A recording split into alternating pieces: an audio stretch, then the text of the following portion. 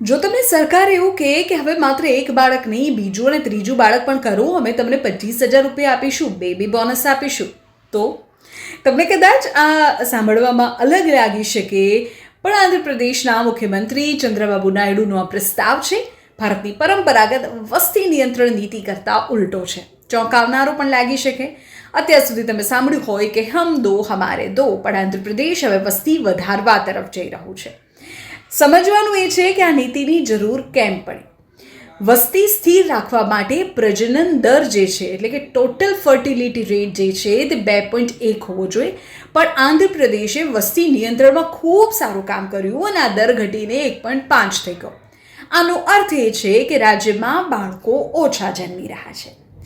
જો જન્મદર ઓછો રહેશે તો ભવિષ્યમાં રાજ્યમાં યુવાનો ઓછા હશે અને વૃદ્ધો વધારે હશે.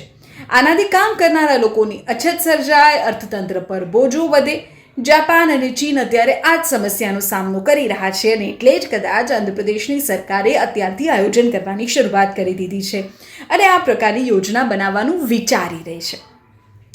યોજના એવી છે કે સરકાર બીજા અને ત્રીજા બાળક પર 25,000 રૂપિયા આપવાનું વિચારી રહી છે.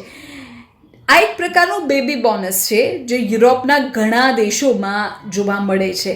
બીજું રાજકીય સમીકરણો પણ છે કે દક્ષિણ ભારતની જે લોકસભાની બેઠકો છે વસ્તીના આધારે નક્કી થાય, ત્યાં અત્યારે વસ્તી નિયંત્રણ છે, ત્યારે ભવિષ્યમાં એને લઈને પણ પરિસ્થિતિ સર્જાઈ શકે.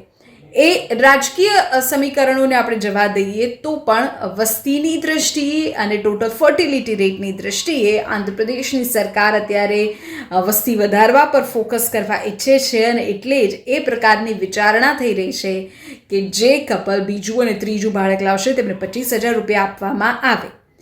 આ અત્યારે વિચારણા છે. તમને શું લાગે છે કે આને યોજના બનાવવી જોઈએ, આ દિશામાં આંધ્રપ્રદેશ કે પછી બીજા રાજ્યોએ વિચારવું જોઈએ? કમેન્ટ કરો.